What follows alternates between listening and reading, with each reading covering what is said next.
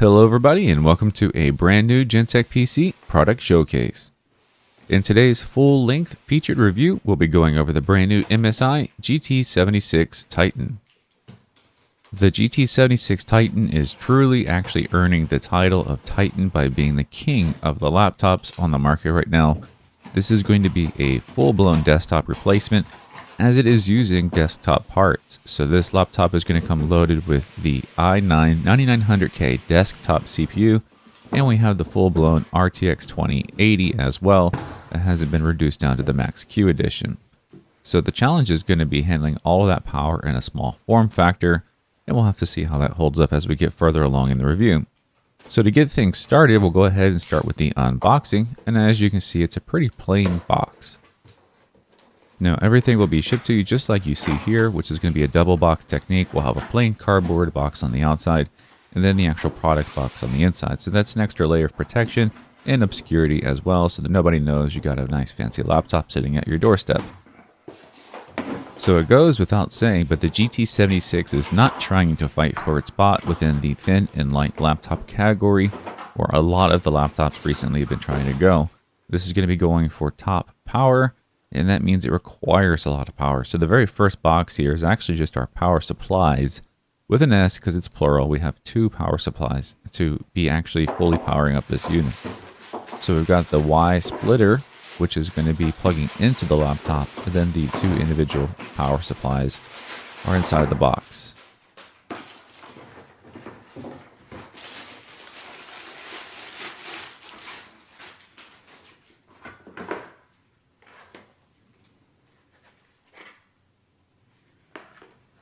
So here comes the close-up of one of the power supplies, so you can see the specs on it. And as for the power, the actual wattage is written on the unit as 230 watts. So of course you would double that to 460 watts of total power that can be supplied to the laptop.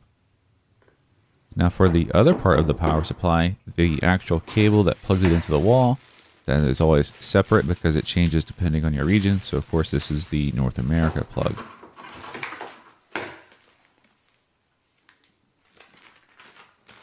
A little bit of warranty information and pamphlets, and we're pretty much done with the smaller box.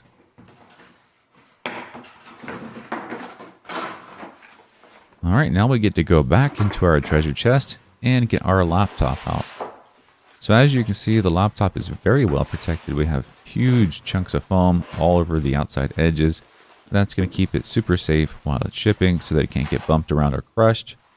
And then we have the plastic on top of it as well, which is going to further protect you from any kind of scratches or, heaven forbid, any kind of water. And so here we are. This is our very first look at the GT76 Titan. And as you can see, it is not unmanageable. It's definitely something you can still carry around and hold. And it is very similar to what gaming laptops used to be in the old days before they got super thin and light. So with the unboxing finished, we can actually get into some real life numbers here. And as you can see, our laptop weighs 9.3 pounds by itself.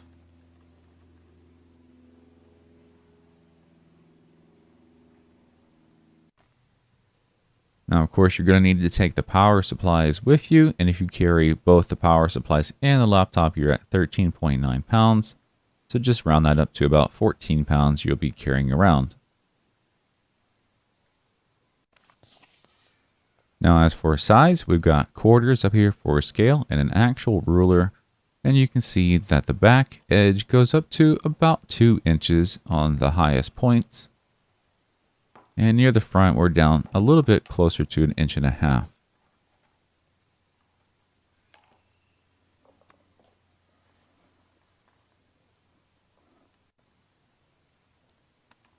Now it's time for us to go ahead and plumb everything in and power it on for the first time and take a look at our system.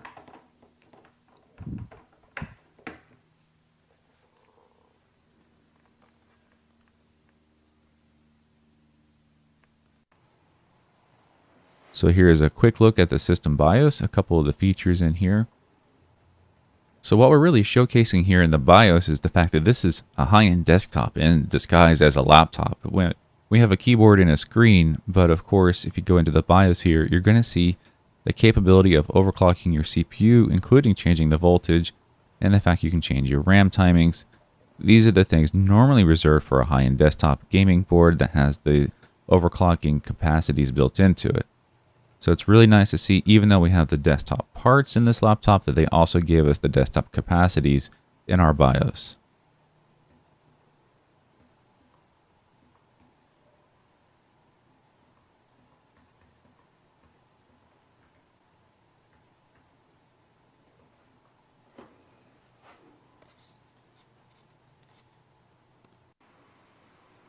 So now here we are with our unit powered on for the first time, and we can take a nice close look at it. So as we zoom in, we'll see that nice matte black finish, a decent sized trackpad with individual left and right click buttons, which is always appreciated. We do have a multicolored LED RGB backlit keyboard, and of course our standard affair advertisement badges. One of the features that really stands out is the fact that we have a full-blown 144 Hz refresh rate panel with a 3 millisecond response time. So while this laptop is great for production work, it is also going to be amazing for gaming with that really high refresh rate screen. So to really bring the image of a gaming laptop to the forefront, we went all the way around with the LEDs this time. So you can see that we have LEDs lighting up both the front and the back of the laptop. So we have plenty of lighting available.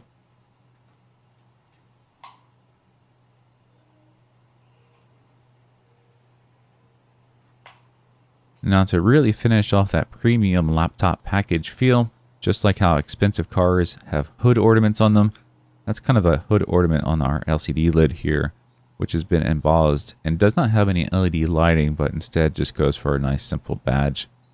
Also, something else worth mentioning about this system, while it is a full-blown desktop replacement and it's got the larger form factor due to the equipment inside, it is thinner than the old GT75, so it has been improved in that regard. So talking about this laptop as a desktop replacement, let's go check out our connectivity. So starting over on the left hand side, we have some ventilation where the air is going to come into the system for cooling. The unique power port where we're going to plug in the dual power supplies off of the Y adapter. That's going to give us the ability to charge and run off of mains power. The RJ45 for local network connectivity, and that's made by Killer. The USB 3.1 Type-C port that does have Thunderbolt built into it.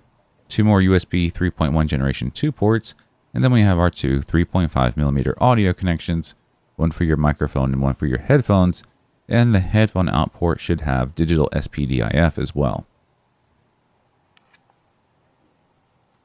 So moving around over to our front hand side, we're not going to have any connectivity, just our status LEDs. So you can see those are blinking away to let us know what's going on with our system activity, and that brings us over to the right hand side. So for the right hand side, our connectivity is going to start with a standard SD card reader in the front, followed by 2 USB 3.1 Generation 2 ports, and then we have a second USB 3.1 Type-C port, followed by mini display port with version 1.2, an HDMI output 2.0, so that's capable of 4K, and then of course we've got more ventilation for the system. So as you can see, for connectivity, we're pretty much up to par. We have a lot of video connections and a lot of USB connections. The things you don't see anymore, there's just no more optical drives and there's no more VGA, and that's just current with the times, so those aren't really expected. So here goes the last 3D spin so that we can give you a good look at the system from all the different angles before we go and take a deeper system dive for the benchmarking section.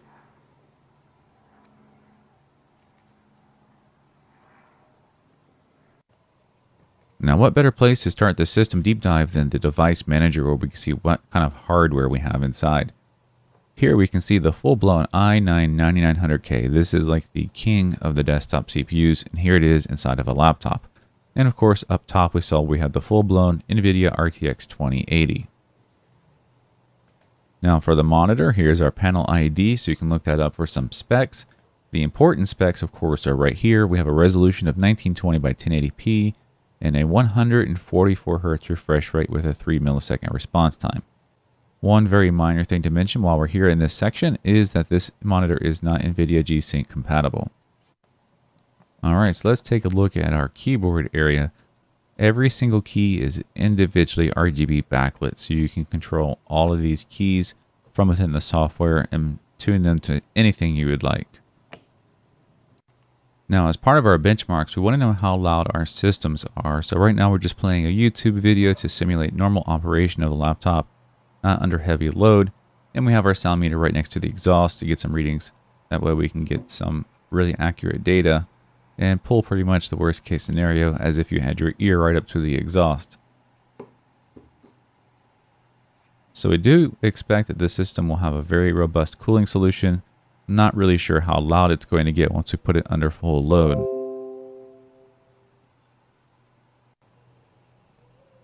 The other very important data for us to collect is our temperatures right now on the CPU and the GPU before we start loading it in the benchmarks to get kind of the ambient normal levels. Now in that regard, the CPU is currently averaging close to about 60 degrees Celsius across all the cores, and our GPU is ice cold at only 36 degrees Celsius.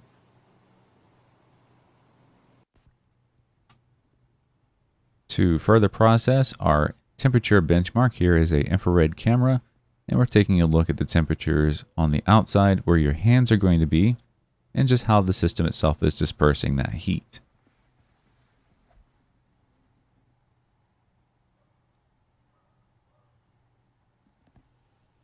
So it's pretty neat. It's almost like an X-ray. We can kind of see where the hot spots are from the cooling solution, pulling in the air and then exhausting that heat. So right now we're seeing some hot spots show up and a little bit of heat on our table. That'll look dramatically different once we put the system under load. So here we are kicking off the very first performance benchmark, and this is going to put the system under some load. So we'll go back to what we did before and take new readings with the system under load and see how much they have gone up. So the sound levels have definitely gone up. They're now in the mid 50s. Which still isn't bad, and again, this is the worst case scenario. These readings by themselves are not super useful unless you go look at other laptop reviews that we've done and kind of compare and contrast the different systems.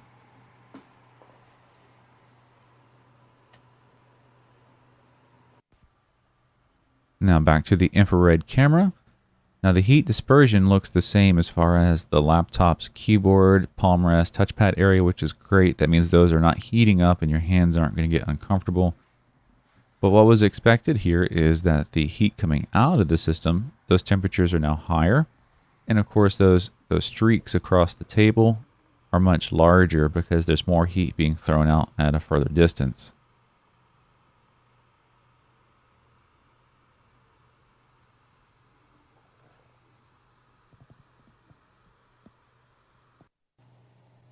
All right, Firestrike has finished up. Here's a quick peek at some software, the System Tuner, where you can do some CPU and GPU overclocking from software. And now our scores, 23,405 for Firestrike, which is an outstanding score. And let's go see how those temperatures went. Now our CPU, all the different core temperatures average out to about 90 degrees Celsius. And then down below, our GPU came to a maximum of 76 degrees Celsius.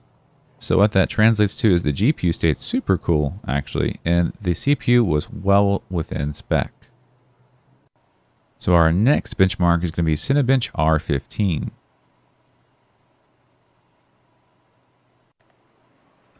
So this benchmark is really good at showing off CPU scores. So this is going to be an outstanding score of 127 frames per second. And you can see down in the graph below that it's just towering over everything else it was compared to.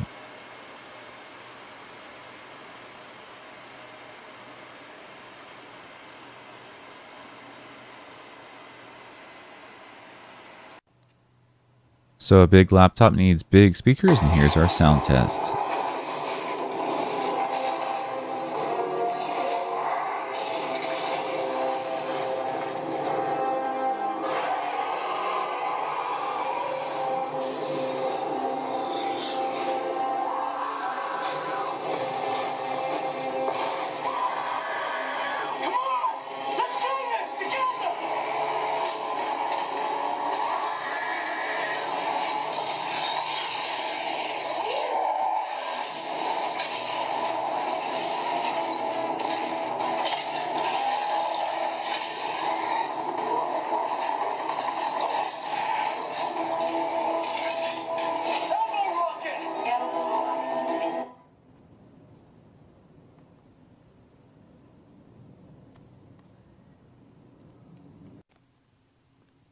So this is the bottom of our laptop, and in most other reviews, that's just to show you something down here, like, for example, our subwoofer from Dyne Audio. But everyone else knows that when we show the bottom of the laptop, that means we're about to enter our disassembly portion of the review. You can see the huge ventilation area and all of those copper heat pipes for all of these desktop parts. This does have a full-blown 4-fan cooling solution, so it's going to be really interesting to disassemble it and see how it was put together.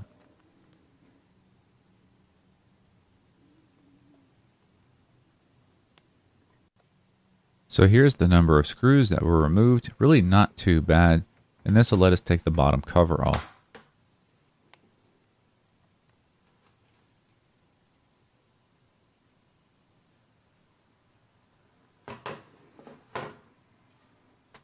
And now as we zoom in, we can take a look around at some of these internal parts. So there's that subwoofer speaker. We see our internal battery. We have our M2 module here. That's one of our SSDs. Tons and tons of copper and cooling fans. Now this system has 4 RAM slots and they can hold 32 gigabyte modules. So it comes pre-populated with 2 of them filled for 64 gigabytes of RAM. But you can further expand that up to 128 gigabytes of RAM. Now we're going to have to take the cooling solution off to see what's underneath. So there was a lot of small screws to remove, and it let us get everything taken off. So we see we have very large cooling fans, tons of copper and heat blocks here. And this is going to reveal down below our CPU and our GPU. So in this particular circumstance, they really did give you the system fully loaded like they did with the RAM using the maximum size modules. They also gave you the top of the line CPU and GPU, so there's nothing to upgrade to, but the system does have the capacity to actually change them out. So you can give the system a different CPU if you needed to upgrade it or downgrade it. We have 2 different M2 modules there, and there's room to expand that as well. And those can be put into standalone operation or in RAID. Now talking about the desktop CPU and how it can be changed out, here you go. It's the exact same socket, locking mechanism, and everything that you'd find on a desktop board. So that is the i9-9900K sitting inside of a laptop. So as far as showing the disassembly, one of the major things is to show, is it worth taking the system open to get to anything inside? Is there anything you can upgrade? The answer is yes. There's actually SSD slots you can get to. You can change those out or add additional ones. You can add more RAM. You can change and upgrade the hard drive. I mean, there's things to get to here, but the system is so highly fully loaded when you get it. I'm not sure most people would have any reason to. So the easy stuff's over, and now we're going into a more detailed, deeper disassembly. And we've taken out the battery, the SSDs, just kind of going through and removing as many components as we possibly can.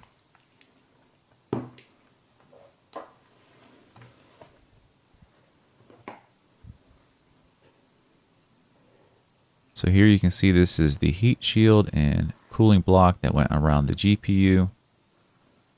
The other one, the one that came off easy, was the one that was on the CPU. At this point, we have a ton of screws everywhere, and they are of different sizes, so this is definitely not recommended to disassemble the system to this point. But now we can take the inner frame off, and that's going to give us the ability to actually get underneath to the other side of our motherboard. So here goes the big reveal as we flip over the motherboard, and it's a bit underwhelming. There's really not much here. We have the other 2 cooling fans, and that's why it's a 4-fan cooling solution, and we see the other 2 RAM slots. Kudos to MSI for being nice enough to fill those 2 RAM slots with the largest RAM DIMMs possible, so there's no reason to have to come here to either add RAM or upgrade the RAM.